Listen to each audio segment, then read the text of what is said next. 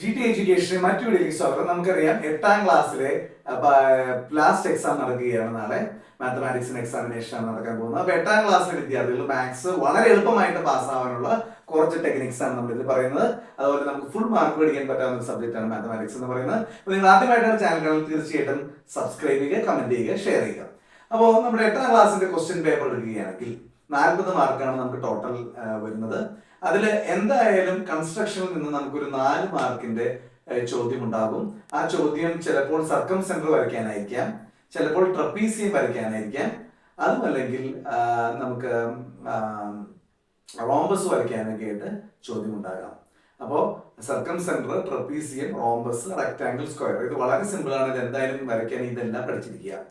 അപ്പോൾ സർക്കം സെന്റർ ആയിരിക്കും കൂടുതൽ ചാൻസ് ഉണ്ടാവുക. അപ്പൊ ജസ്റ്റ് ഞാനെന്ന് പറയാം, ആദ്യം ട്രയാങ്കിൾ എങ്ങനെ വരയ്ക്കുക എന്നുള്ളത് നിങ്ങൾക്കറിയാം. ആദ്യം ട്രയാങ്കിളിന്റെ ബേസ് വരയ്ക്കുക, 2 ആംഗിൾ തന്നിട്ട് ആംഗിൾ പ്രൊട്രാക്ടറിൽ എടുത്തിട്ട് വരയ്ക്കുക, പിന്നെ ഏതെങ്കിലും ഒരു സൈഡും തന്നിട്ടുണ്ടാവും. അപ്പോൾ ചോദ്യം കൃത്യമായിട്ട് വായിച്ച് മനസ്സിലാക്കണം. അപ്പോൾ അത് വെച്ചിട്ട് നിങ്ങൾക്ക് ഈസിയായിട്ട് ട്രയാങ്കിൾ കൺസ്ട്രക്ട് ചെയ്യാൻ. അങ്ങനെ ബുദ്ധിമുട്ടുള്ളവർ നമ്മുടെ ചാനൽ തന്നെ സർക്കം സെന്റർ എങ്ങനെ വരയ്ക്കുന്നത് ചോദ്യം എഴുതുന്നുണ്ട്, അതെടുത്ത് പരിശീലിക്കുക. ഓക്കെ, അപ്പോൾ അതിനുശേഷം ട്രയാങ്കിൾ വരച്ചതിന് ശേഷം ഓരോ സൈഡിന്റെ പകുതി കൊണ്ടെടുത്തിട്ട് ഓരോ സൈഡിനും 2 സൈഡിന് പെർപെൻഡിക്കുലർ ബൈസെക്ടർ വരയ്ക്കുക.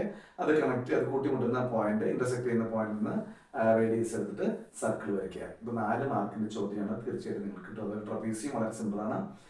റെക്ടാങ്കിൾ ആയാലും സ്ക്വയർ ആണെങ്കിലും റോംബസ് ആണെങ്കിലും സിമ്പിൾ ആണ്. കൺസ്ട്രക്ഷൻ എന്തായാലും പഠിച്ചു വെച്ചിരിക്കുക. പിന്നെ അടുത്ത വരുന്ന ചോദ്യമാണ് പോളിഗന്റെ അവിടെ നിന്നുള്ള ചോദ്യമാണ്. പോളിഗന്റെ ഏത് പോളിഗൺ ആണെങ്കിലും അതിന്റെ എല്ലാ എക്സ്റ്റേണൽ ആംഗിൾസും കൂടി കൂട്ടിയാൽ കിട്ടുന്നത് 360 ഡിഗ്രി ആയിരിക്കും. അതുപോലെ n-2 × 180 = 360 എന്ന് പറയുന്നുള്ള ഒരു ഇക്വേഷൻ ഉണ്ട്. അത് നിങ്ങൾ പഠിച്ചു വെച്ചാൽ അത് ഇന്റേണൽ സൈഡ്സ് കാണാനും ഇന്റേണൽ ആംഗിൾ കാണാനൊക്കെ അറിയാം. ഇപ്പോൾ ഒരു പോളിഗണിന്റെ എക്സ്റ്റേണൽ ആംഗിൾ എക്സ് ആണെങ്കിൽ ഇന്റേണൽ ആംഗിൾ 180 - x ആയിരിക്കും. അതുപോലെ ഒരു പോളിഗണിന്റെ ഇന്റേണൽ ആംഗിൾ എക്സ് ആണെങ്കിൽ എക്സ്റ്റേണൽ ആംഗിൾ 180 - x ആയിരിക്കും. ആ ഭാഗം കൃത്യമായിട്ട് പഠിച്ചാൽ അതിൽ 1 വേർഡിൽ വരുന്ന ചോദ്യങ്ങളും 2 മാർക്കും 4 മാർക്കും നിങ്ങൾക്ക് തീർച്ചയായിട്ടും ആൻസർ ചെയ്യാനായിട്ട് സാധിക്കും. പിന്നെ വരുന്നത് റേഷ്യോ വെച്ചിട്ടുള്ള പ്രോബ്ലംസ് ആണ്. അതും കൃത്യമായിട്ട് പഠിക്കുക, അതും നിങ്ങൾ ആൻസർ ചെയ്യുക. അപ്പോൾ അതിനൊന്ന് 2 പ്രോബ്ലംസ് നമ്മൾ വീഡിയോ തന്നെ ഇടുന്നതായിരിക്കും.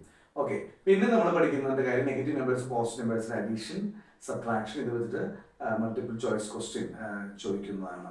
അപ്പോൾ ഈ ഓരോ ഇതുപോലെ ഇങ്ങനെ പഠിച്ചു കഴിഞ്ഞാൽ നല്ല വൃത്തിയായിട്ട് പഠിച്ചു കഴിഞ്ഞാൽ നിങ്ങൾക്ക് എളുപ്പമാണ്. അതുപോലെ തന്നെ 1/9 + 2/9 സം കാണാനായിട്ട് ചോദിക്കും.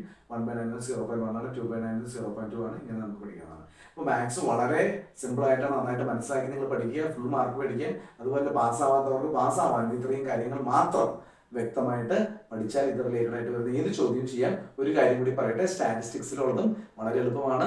എല്ലാ കുട്ടികൾക്കും ആൻസർ ചെയ്യാൻ പറ്റുന്നതാണ്. നമ്മുടെ ഹിസ്റ്റോഗ്രാം തയ്യാറാക്കുന്നു, അതുപോലെ തന്നെ ഫ്രീക്വൻസി ടേബിൾ ഉണ്ടാക്കുന്നതും ടാലിക്ക് ഒരു കോളം വേണം. അതൊക്കെ